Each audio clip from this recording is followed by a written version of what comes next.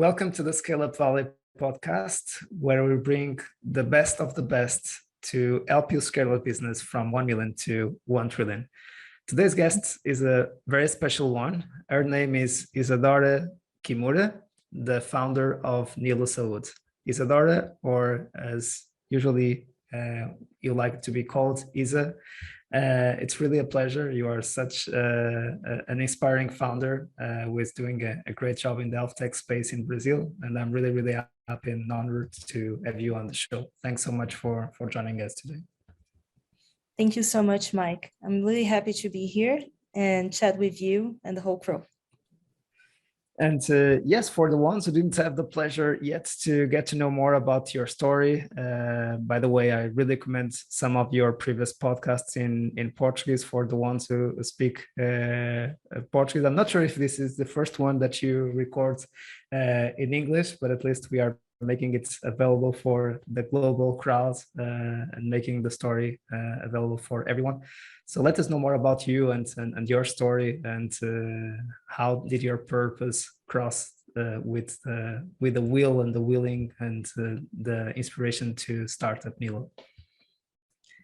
Let's do it. So, well, telling a little bit more about me, I'm Brazilian, and I lived in Brazil most of my life, with some years on and off living in the US, more specifically in San Francisco. Starting from the beginning in terms of career, I'm an engineer, more specifically a mechanical engineer, and I went to a school here in Brazil that's very technical. It's known for people who go there to build planes and spaceships. Wow. So for me, yeah, it was like something that I thought I wanted and I desired, but by the time I got there, I learned a lot about myself, and I realized that those very technical classes and labs, they were not very for me. I was much more interested and energized by quick experimentations and doing things with users, with customers, with the business sides of innovation. And the school was very focused on the learning and development and the long time research that helps to advance technology, but in a really different way.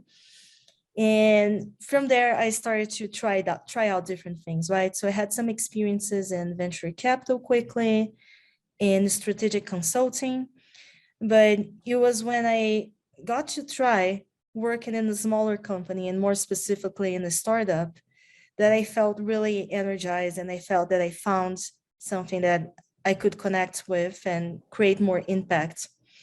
When I was about to graduate, I found out about this position, being a product manager. And for me, it connected different dots in my career and my interests, because while it was important to understand some of the technical sides of the company or the products, you also had to be engaged with designers and sales and marketing, which were areas of my interest. And you're also really responsible and held accountable for the impact with users. And for me, that was like the complete pool of things that were of my interest. So my first job, my first experience out of school was in a very early stage startup. And I chose it in education because it's something that, for me, again, going back to impact, was using what I have learned, the technical side of things, but also to create some impact down the road for people who were using it. And what we were doing at the time was helping students to learn in a cheaper way to prepare for the national exams we have here that would help them to get to a good university, and therefore to increase their revenue and their salaries after graduation. Right. So there was like a clear thesis for impact, and I was there for around 4 years. From the time we launched the first product, we got to scale this product to around 6 million students in Brazil, and then the company was sold. Yeah, it was a very great experience in terms of impact. And even though it wasn't like a unicorn as it was sold, it was definitely like a very good case of coming from something out of scratch and then like moving along to a more stable and profitable company, which it is today. And after that, I moved to the US looking to further my understanding about product management and about business. I went to do my MBA in Stanford, and I also did a master's in education there. And when I moved there, I thought I would continue on this path of working with education and technology, because this is the combination that for me was very connected to purpose and very connected to things I was passionate about. And life took a different turn when I actually, after graduation, started working for a company called BetterUp, which is in a way in education, because what they do is helping adults, working adults, to develop social emotional skills. But they're also in healthcare, because the way they do it is by connecting a coach with a professional. This is sponsored by the company, so it's like a B2B company. And with that coach, each professional learns what are their strengths, what are their points of development, and they have a curriculum where they can use the day by day and work to grow and have like a lot of feedback from this coach guiding the process. And I was in this company for only around a year. It was also a great experience because I saw them overseeing a lot of growth. I was there post Series C. While I was in the company, it reached the valuation of a unicorn. It definitely was one of these like super high growth companies in the Silicon Valley. Yeah. Nowadays, it's worth, the last valuation was like over $6 billion. So it was good to see a lot of things breaking. Yeah, and a lot of their processes having to be replaced and rebuilt. But for me, it was also good to understand that one thing that we're doing, which is connecting a coach through telemedicine with a patient, that at the case was a professional, was highly impactful. And it was possible because of a very simple technology that was telemedicine, or doing an appointment that in the past would cost $500 an hour, and we made it possible to cost a fraction of that. Right. So I think like at that time I was already living in the US for around 4 years. And for me, impact has also always been like a very important theme in my career choices. And I realized that there were so many things that we could do back in Brazil using a similar concept of using technology to leverage what type of care it's provided. And that's when I decided to return to Brazil in 2019 to take a deeper look into the space of what can be done using technology in the healthcare space. So I made this like shift. It started at BetterUp, and that's also when I met my co-founders, and we started to understand the beginning of Nilo. Should I tell a little bit about Nilo, or? Yeah, it sounds, I was really focused on listening the story and writing down notes. And I was really, I would like to highlight what you were saying about being a product manager. It's really, it's a very demanding role where you need to be able to interact and listen to a lot of stakeholders and have an understanding of product technology and also the business, and being able to really have a cross-functional role, which really helps a lot of people to get ready for leading a business and leading a company, and just wanted to highlight that. But yes, now we have the perfect driveway to explain what are you doing with Nilo.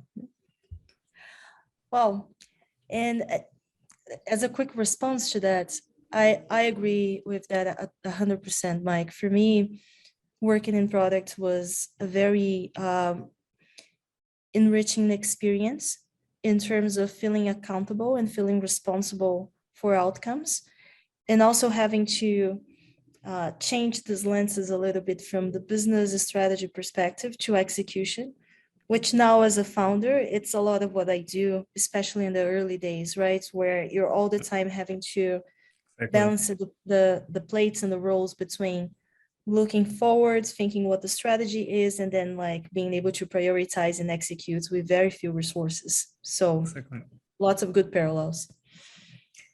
Well, sharing a little bit about Nilo, basically in 2019, Nilo was doing something very different than what we do today, but I think the story is worth telling. We started as a clinic or a digital clinic Right. focused at senior citizens in Brazil. And the reason why we're doing it, it's because we realized that the senior citizens they are a growing population, right? It's no news that we are getting older, and Brazil is getting older faster than other countries in comparison. We have a high concentration of costs for older senior patients when we think about both the public and the private health insurance systems. And they have a very bad patient experience because oftentimes the type of care you need, it's not traditional healthcare that's based on like one-off appointments, and it's very based on doctor appointments. And when as you get older, you need a more multidisciplinary type of team. You need like care from physiotherapists, nutritionists, doctors, of course, as well, but different types of doctors that have this perspective of the patient as a whole. And also you need a type of care that's more similar to a journey versus one-off appointments. Right. So when we realized we could leverage the same type of technology that we used at BetterUp to provide a better patient experience, and at the same time we could reduce costs for the overall system, we were like, okay, we have an opportunity here. We should build a clinic that is leveraged by technology, but takes into consideration what type of care is delivered, and also does that in an effective way, providing better health outcomes and providing a better effect, being more effective for the system. And we started with only that product. Later in 2020, we sold it to a few health insurance carriers here in Brazil. But because of my product background and also because of the background of my co-founders, we had a bias towards, if we don't find the tech stack to support this clinic, let's build it, because this is going to be needed if we really want to scale this to different places in Brazil.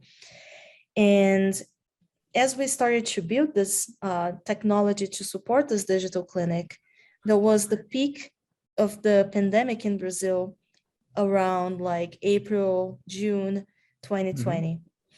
This was the first wave hitting the country in Latin America. And out of a sudden, like all of the healthcare providers were really concerned because they had a really in-person based operation. They had like basically no digital channels to support their patients. And all of a sudden they were like looking for solutions. How can we take care of our patients in a digital way? And how can we help them to learn what to do when they don't come to an in-person appointment as they were used to, because they were concerned about the pandemic, and they were concerned about, or they couldn't leave the house depending on what time of the year we're talking about. So we started to get some requests of, can I see the type of system you're using? Or can I buy your system? Or can I, copy your system? Basically, I need some solution, and there is no solution in the markets. And that's when we realized that there was this opportunity to expand what we were doing, to also provide that system where we have built in-house to be offered as a in the format of a software as a service to different healthcare providers in the market. So nowadays, like long story short, Nilo provides digital infrastructure for companies who are trying to care for their patients in a longitudinal way, helping them to create better engagement and also better health outcomes, as we were doing when we started as a seniors clinic back in 2020. Love it. So, and this moment you are only SaaS, and you also provide an health team for the ones who need it, or do you stick just with SaaS? How does that work? So there's something funny happening, Mike. The SaaS business has been growing more and more. Awesome. And this was like a natural movement that happened since Nilo's creation. So we are like really focused in this time of the of the company's lifetime to provide a great SaaS experience and scaling this product a lot. And we still have some selected clients providing care, where we learn a lot about what the SaaS should look like. Exactly. Love what it. types of experiments in terms of optimizations and automations we can do. And also like it helps us to prove the type of impact that can be done to our clients, having our team like running these processes and creating all of the protocols for the ones who are trying to create that from scratch as well. So it's kind of your lab to make the SaaS product better and better, having your own experience using your own platform, and really focusing on scaling the SaaS platform. So love it. Precisely. It helps us to keep our interests aligned with our clients. It's very common, especially as you're building a business that's a SaaS one, that different clients ask for different features throughout your life. And using the product helps us to keep the focus in delivering impact and having a sense of prioritization that is very focused on our business and healthcare outcomes for our clients by trying them out first. Right. So do you, in terms of impact, what do you think are the most important metrics to measure for a founder and for an healthtech founding team or leadership team or professional, right? This is a really good question because we discussed that a lot in Nilo, even though we're not a clinic or a digital clinic as we used to call ourselves 2 years ago. Creating impact for patients is still our North Star KPI or where we're going to. Yeah. And what we do is we try to break that down and what are the other KPIs that will help us to get to that North Star, which is improving. The way we describe it is like compressing morbidity of a patients. So we want their ears to have more healthcare, be healthier. And that if they have any conditions, that these conditions are compressed in a later stage of life, so they have more health years. That's like what we're aiming as the healthcare impact overall. But in order to achieve that, we have a lot of other KPIs that we look in our day by day. And one of the key ones for us is engagement. So we realized that there are lots of very good protocols and very good treatments for patients that actually they're not able to achieve their healthcare outcomes because either the patients or the family doesn't know how to get to them, or they don't understand how to follow them, or even when they do, they don't connect that to their personal motivation of why am I doing this? So a lot of Nilo's impact nowadays is trying to tackle all of these barriers for the patients to understand what type of care should they get, where do they find it, answer their questions, and helping them to over time engage more with their treatment, therefore getting to the outcomes that we're looking for, especially when we think about promotion and prevention of health. This is very important. Love it. Definitely the engagement and the adoption are critical ingredients to scale and to generate impact, as you said. And as human beings, we sometimes even know what we need to do, but then there is a gap between what we know we need to do and what we do in real life. And it's good to have that support and to have that accountability and kind of changing our behaviors and adopting healthier behaviors and ensuring that the protocols are implemented so we are healthier the majority of our time and can fulfill our dreams, let's say.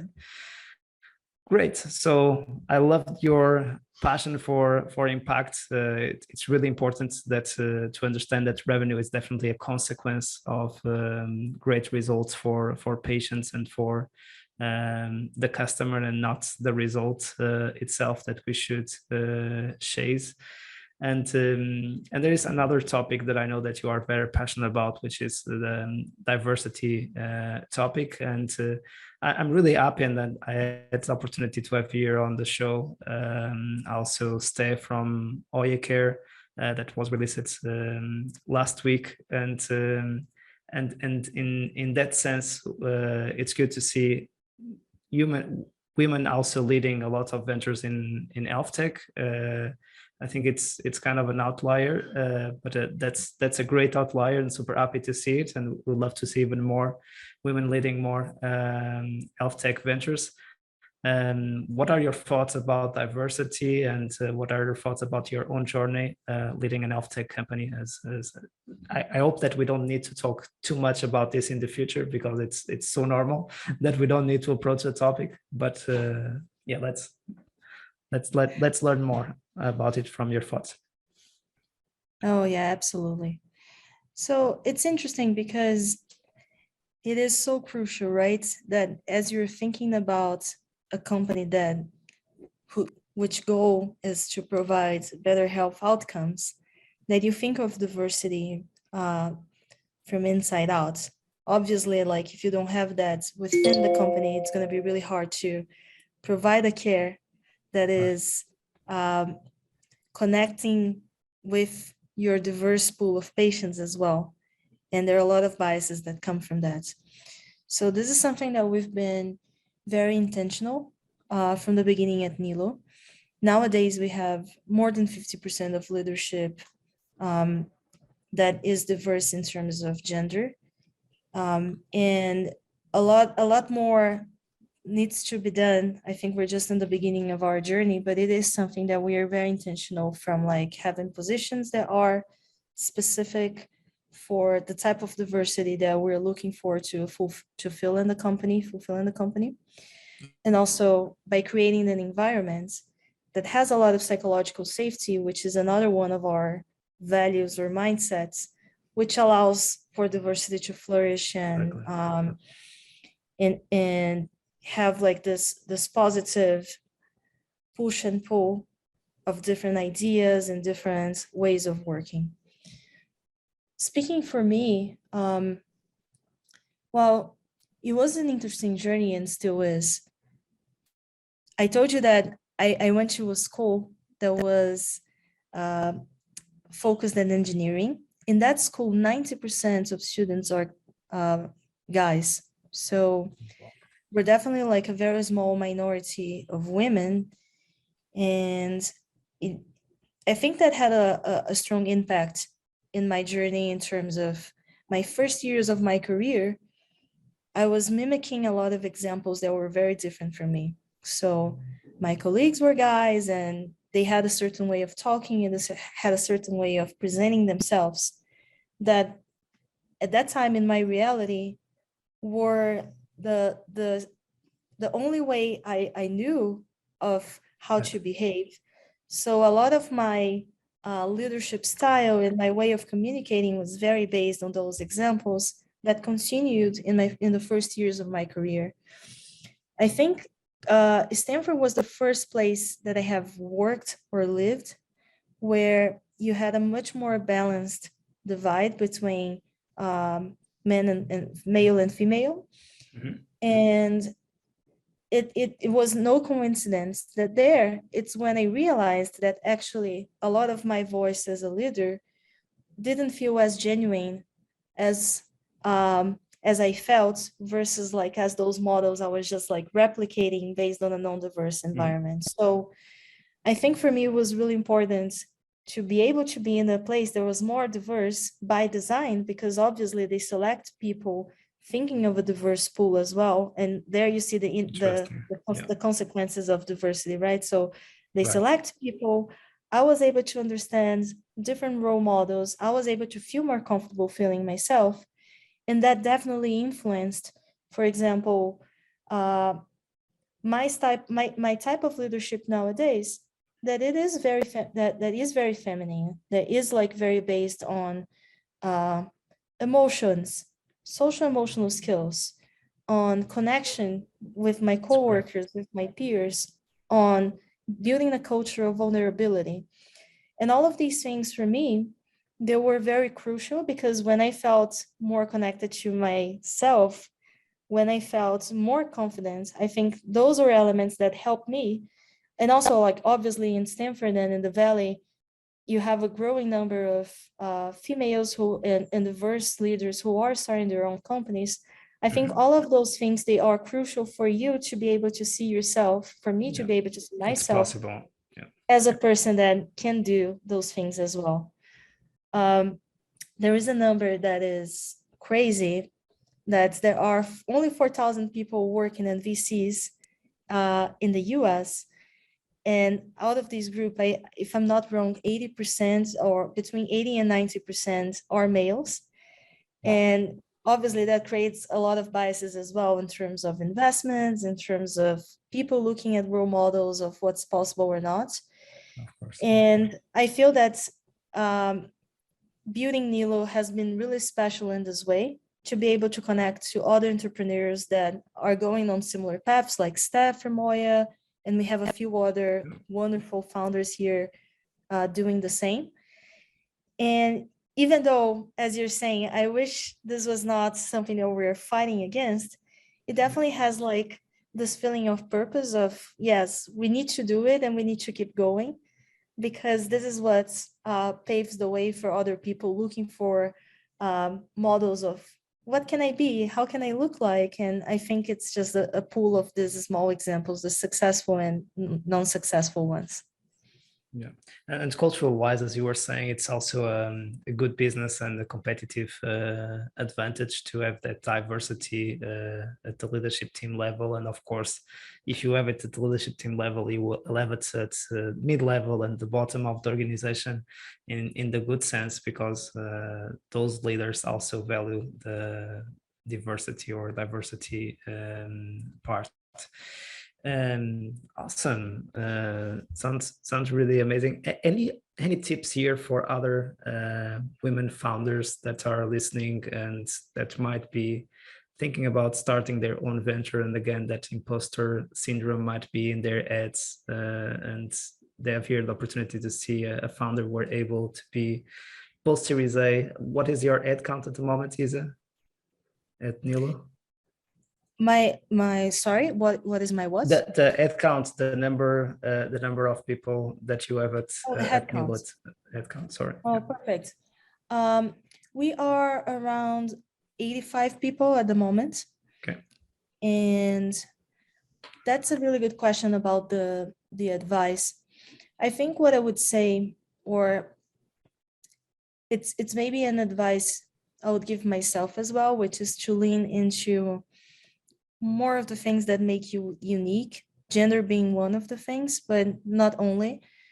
I think that when you're coming from a place, or our society being a non-diverse space, my intuition growing up was trying to hide the things that were different, or the things that I was ashamed of, because they were not a specific fit to that environment.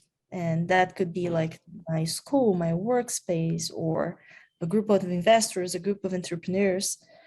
But I believe now that these are actually the things that we should explore and actually own, because it is particularly because we have a different point of view or a different story that we can create better solutions, or we can see the problems in a unique way that in ways that haven't been done yet. And I think entrepreneurship is a lot about that, right? It's like looking at the world and bringing a unique point of view on how to solve a problem. So that would be my advice, not shying away from the differences, but looking at them and exploring them in a very positive and intentional way. And that's why it's so important to have those values that you were talking about before, the psychological safety, and the open-minded people to really bring innovation into fruition, and also having a little bit of a kind of a crazy spirit, right? To know, yes, this might be a little bit crazy, but if we are able to do this, this will be so fantastic for the ones we are trying to serve and impact. And we come back into the impact stage of our conversation that I'm really enjoying to cover. So you have also been through a lot of transformation.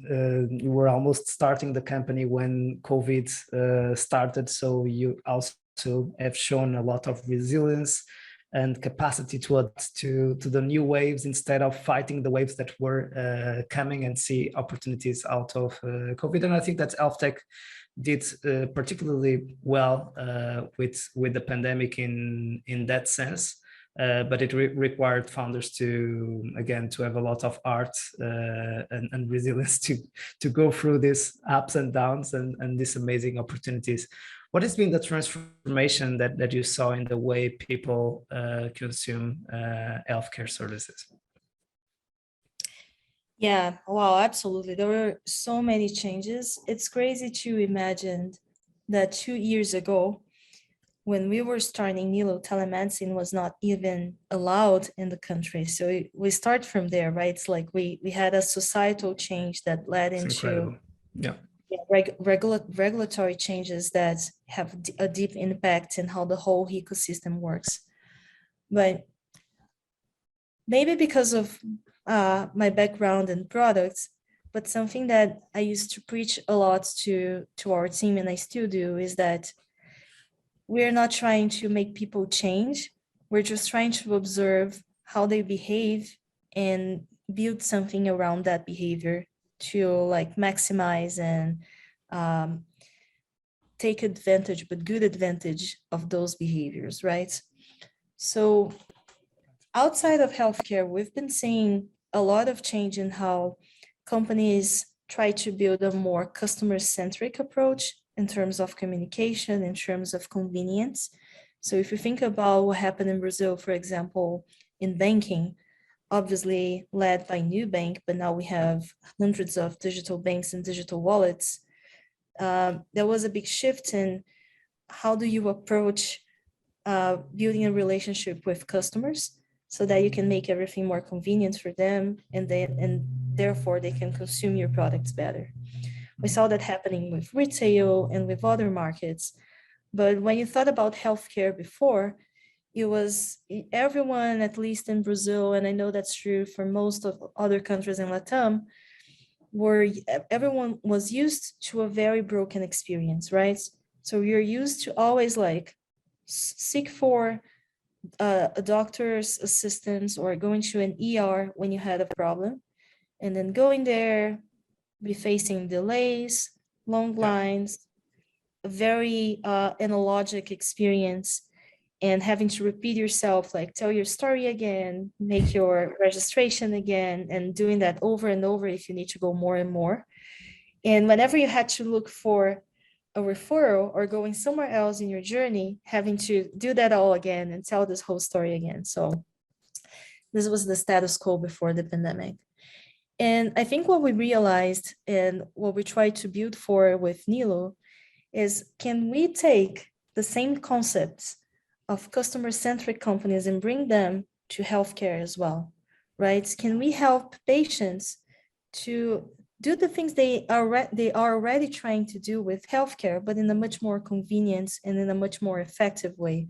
For example, can we save their data in a unique database so that when they reach out to you again, you already know who they are, what's their data, and they don't need to repeat themselves? Can you help them to book things more easily, cancel things more easily, to get follow-ups or referrals or approvals in a digital way? Because all of this information is already there. There was just something missing to connect the dots. So basically, the transformation that we see happening, it's like with a few years of delay in healthcare, people using the healthcare system, taking advantage of what can be done in a digital automated way. Right. And what we're building towards is like helping to take the same habits that we have for consuming things, outside of healthcare into healthcare. So the pandemic definitely accelerated these things because simply we could not, or we did not desire to go into ER lines or to even leave our house. So we learned how to, we were more adventurous in trying out new things that started from a digital entry door and then moved into the in-person facilities. And it was not different with healthcare. So I think that's the biggest change that we saw. People more willing to try out products and services in a digital way. The whole industry understanding that doing that not only helped to reduce costs, but it also helped to provide better experience and therefore to increase their profits and to increase their customer base, their engagement. And from our perspective, understanding that both of these things together will help patients to get a better outcomes, which is our North Star metric that we've been talking about. So it is a win-win-win, right? It's cheaper, it's more convenient, but it also helps people to be healthier because they're getting care in an easier and more cost-effective way.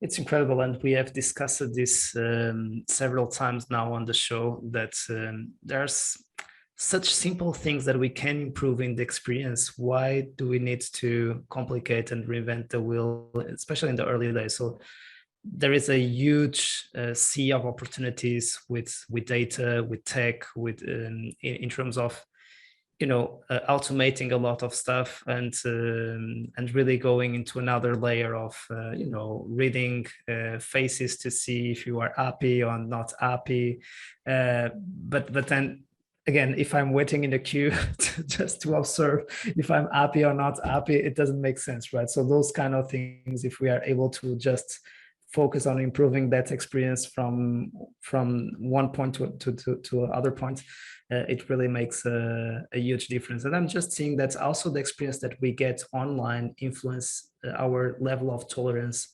offline. I'm just thinking that nowadays I'm so used to digital products from startups that when I need to go, for instance, into doing my lab tests, waiting to collect the blood and going through the process of informing my insurance number and so on, what is covered, what is not covered, how much I need to pay. It's such an awful process. It creates like this gap, right, between everything you're consuming outside of healthcare to your experience using those products or services.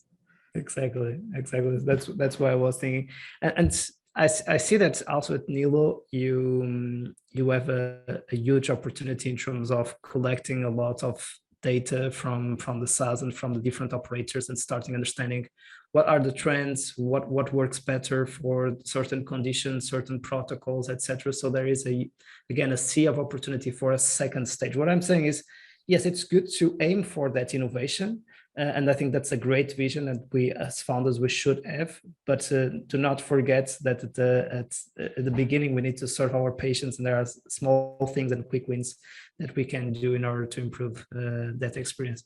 Anything that you would like to highlight on that future vision for Nilo and opportunities with data and technology to scale Nilo? Yeah, this is such a great point.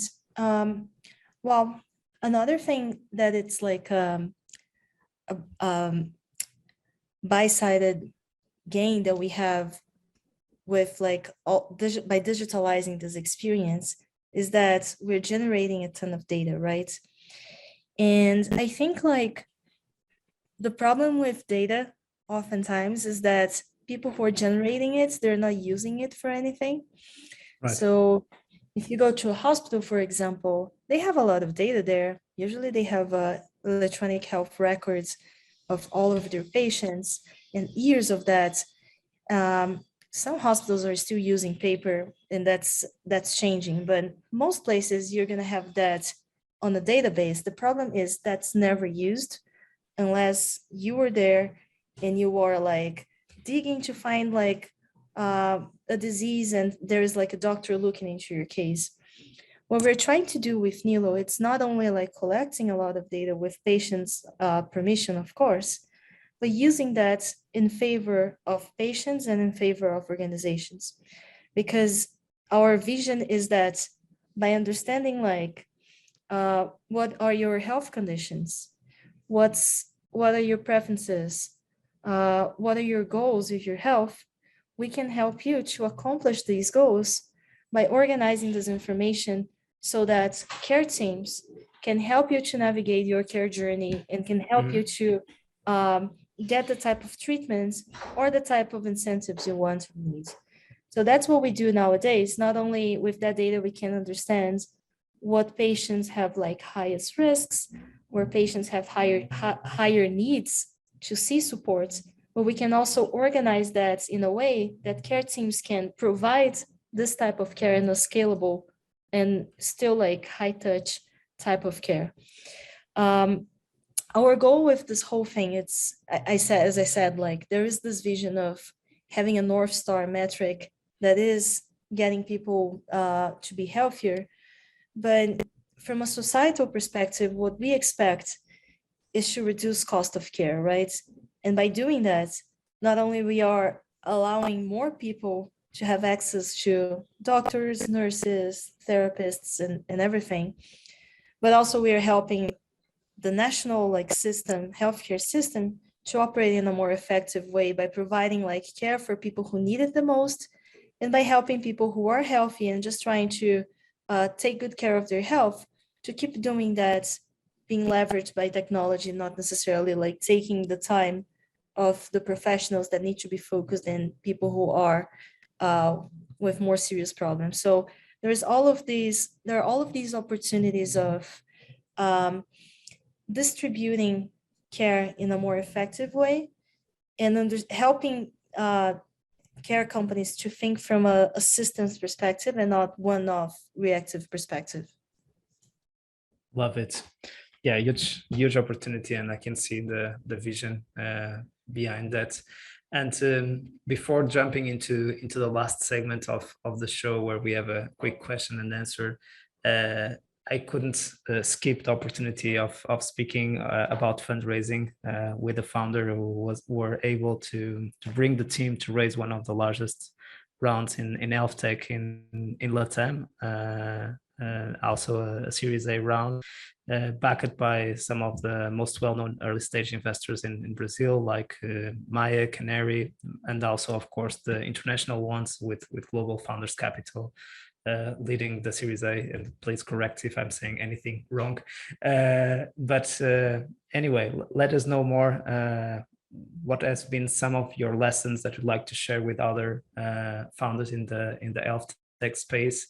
And of course, these lessons also apply to the ones who are listening from other sectors. But please feel free to complement with any other stats on the rounds that you have raised with Nilo. Awesome. Well, fundraising is hard, right? It's always hard, and I think there are times when it's harder. And I think, unfortunately, we're living a time in the globe where this is true. There is a scarcity of high-risk capital, not only in Latam, but also like in bigger markets like Europe or the US. And I think that requires even more discipline in fundraising. And probably most people watching or listening to this podcast have been hearing different pieces of advice about what changed in fundraising around this time versus like last year or on the beginning of this year, right? On the beginning, I think that in general, there are only three things that investors are looking to analyze when we think about a very early stage startup. It is the team, it is the size of the market, and the thesis. And I think like earlier this year or before this whole crisis is starting to develop, there was a very strong zoom and focus on the size of the market and the team, because there was like so much money available that everyone was thinking, oh, as long as it's a big market and it's a good team, they're going to figure out, right? And I think the main shift that I see happening, and it definitely has been affecting Nilo and on all of us, is that now it is, yes, the team, of course, always super important, but also the thesis. And what I mean by the thesis is, do you have a business that has a good unit economics? Do you have the thesis that you understand how you're going to make money in a very clear way? Do you have a good go-to-market strategy? Do you have a path that after this investment, you can understand how you're going to get profitable? Even like thinking of a high-risk startup, that's already a question. So I think that fundraising comes down to thinking very in depth of these important questions that you're going to be asked. Of course, you don't need to have all of the answers, but you need to be you need to be able to show that you have an approach, a method, and a team to get those answers. Right. In our case, as I shared here, we had very different fundraising. We had very different theses when we raised our seed round than when we raised our Series A. And I think a very important part of the second fundraising was being able to explain what are the things that we learned, what are the things that were the basis for changing this strategy, what are our bets, and what's the strategy based on all of these things. So being really diligent and seeing the startup on a on a weekly basis as a set of experiments of questions you want to get answered, and in-depth analysis of what are the things that I learned, what are the things that I still don't know, and what are the things that I want to look forward, is what helps us to understand what's our thesis, which is what helps us to conduct a successful fundraising. So I don't think investors, at least the good ones, and there's so many good ones around there, they're trying to ask they're trying to trick you or fool you into answering things that are not relevant. They're just trying to understand how good is your thesis, how much do you understand about it, and that's the main thing. Love it. Great summary of what we need to care about when fundraising, and definitely sometimes it helps just to put ourselves on their shoes and understand what we were looking for, just to also try to mitigate risk and understand what are the things that can go wrong in a certain way, and trying to mitigate for them, ensuring that there is a bold dream and a big vision and a great team behind that. So that's kind of the paradox behind venture capital, right? So you need to aim for the incredible stuff and an amazing vision, and at the same time you need to be very risk adverse about understanding how you will get there into that bold vision. So, so it's kind of a paradox, very difficult to. So I think it happens also with founders, right? So we wake up and we think about the purpose, the vision, and then we come back into the day-to-day kind of issues and problems that we need to solve, right? Yeah, 100%. That's the challenge, right? And I think even not only this cross our minds, but it's also like it's a necessary exercise with the company, right? Because we as a company, we can never forget why we're doing things. What's our end goal? Like, where do we dream to be in like 5-10 years from now? But when we're designing like our tactics, when we're thinking of OKRs, right, we see that there is like an endless piles of responsibilities, and you can only choose like 1 or 2 or 3 bets for the next 3 months. Correct. So it is a very like stretching exercise. Yeah.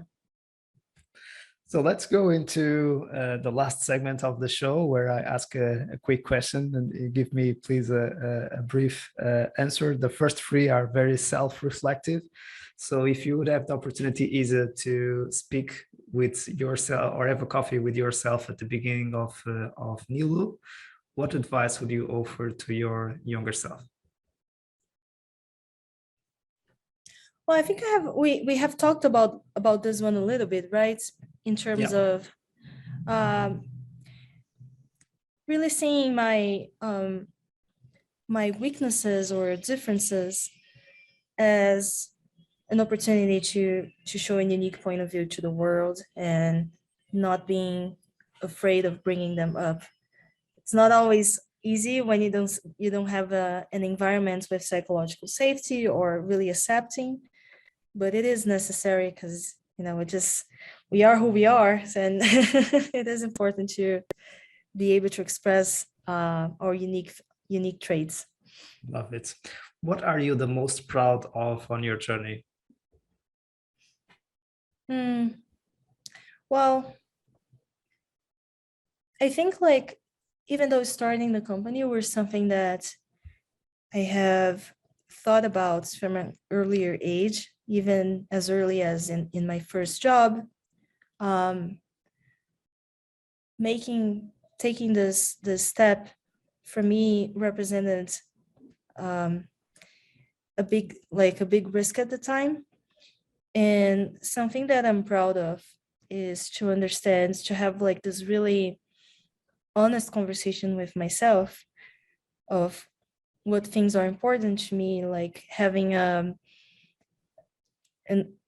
like talking about things that were taboo, even like in a self-talk way. For example, what are your ambitions? What are your money needs? What's going to happen to you like if the company fails, or if you cannot pay yourself a salary for a long time? And being able to create like a safe space where, regardless of the company's outcomes, I am confident that this is a step that it's going to like bring me joy, satisfaction, is going to be connected to my purpose. And having that as the basis for making the decision of entrepreneurship. So I think it is for everyone, and at the same time it's not. And the main difference is like, can you find a space that it's a mental space of safety? Because like everything else, it's very risky, and I think that's Exactly. Yeah. Love it. That's a great one, and really, I've never heard that reflection in that way. That it makes a lot of sense to me, and it resonates a lot with me, which is the way we are able to manage our self-talk, or in other words, the way we are able to talk with ourselves in those ups and downs. It really requires to have a great relationship with ourselves to go through a venture. So that's a great way, the way you phrased it. Worst advice ever received? Well, I don't think I have like a specific worst advice. I just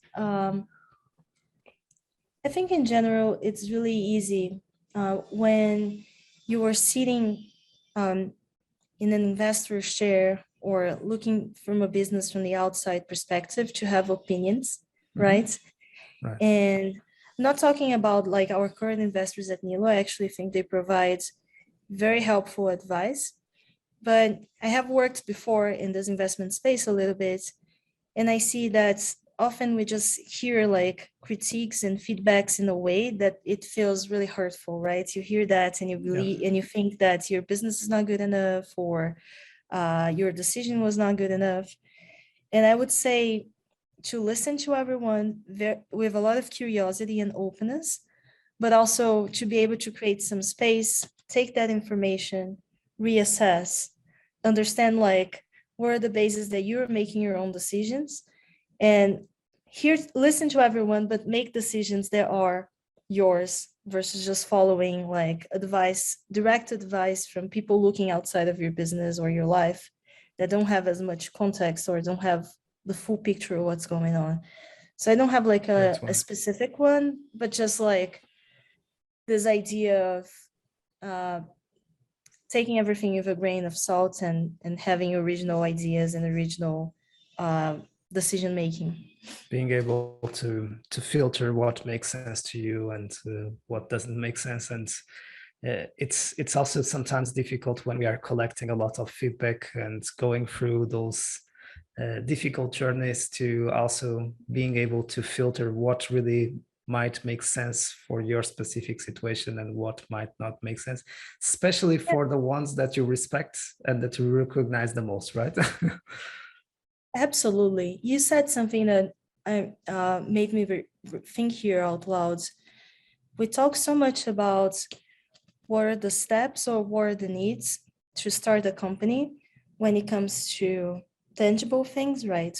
Fundraising or strategy or hiring.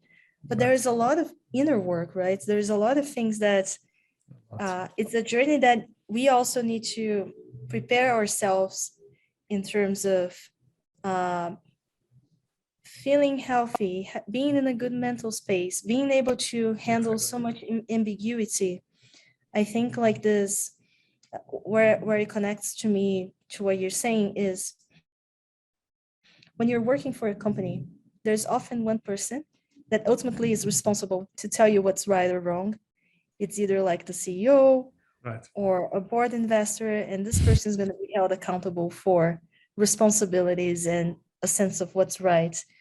When you're building your own path, and that applies, of course, to life, but we're talking here about our businesses, there are lots of opinions, there's a lot of feedback, but you need to be able to process all of that and commit and make decisions all the time. And it's a very big shift in mindset, and it's a big shift in how do we handle this type of situations in our day by day. Love it. And let's move into the resources. Favorite book? I have lots of books I really like. Maybe I'll share one that we've been asking everyone to read at Nilo because it describes a lot the type of culture that we're trying to build. It's called No Rule Rules. It is about the story of how the culture of Netflix was built. And it talks a little bit about responsibility, but at the same time, freedom. And how do you balance both levers? How do you, help people to feel responsible for things, but at the same time, you remove the barriers for them to grow, develop, and build the company with you. So I love it. I think it's like very well written. Love it. Favorite movie or series? Well, I don't like talking about favorites, but because I have too many of them. So I'm not just gonna say that's the top, but I will say one that I watched recently. And I loved it because it's two of the same things that we're talking here. It's called Succession. It's a TV series on HBO. Not sure if you watched it. Have you? Yeah. Yeah. Did you like it? Absolutely. Yes, a lot. And what I love about it, it mixes like this theme of psychology and family relations and interpersonal dynamics with business. So it's heavy, but it's a lot of entertainment for me because I can think of many parallels of the types of challenges we go on our day by day. Love it. And finally, your favorite podcast, excluding this one. Well, I will say, Mike, I am not like super regular on podcasts, so I don't think I would be like the best person to provide a suggestion on this one. Got it. Sounds great. It was such a pleasure to have you on the show. So deep conversation that we had, and useful advice for the ones who are listening to us. And so much for making the time. You are always welcome to the show to keep sharing your journey with us. And there are so many other stuff that you have been going through on your journey that we were not able to cover, and you are so always welcome to come for the round 2 and the round 3 on your journey. Mike, it was a super pleasure. I loved talking to you, and thank you so much for creating the space and like the moods and the right questions for us to speak so freely about all of these topics. I'll be glad to be back. Thank you so much. Thank you, Isa. And to our community, as you see, we keep trying to make your life a little bit easier on this amazing adventure that is to start and scale a company. See you soon and keep scaling.